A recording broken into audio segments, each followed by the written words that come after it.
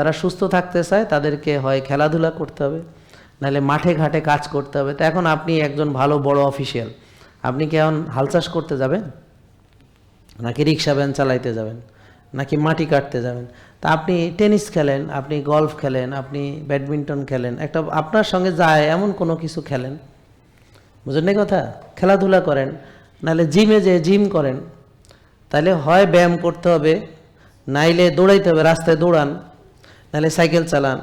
কথা বুঝতে পারছেন? আপনার সঙ্গে যায় এমন কিছু একটা করেন, নাইলে দৌড়ান, নাইলে সাইকেল চালান, নাইলে ইয়োগা করেন, নাইলে জিম করেন, নাইলে এটা কিছু করেন, নাইলে গার্ডেনিং করেন, বাগান টাগান করেন। ঠিক আছে?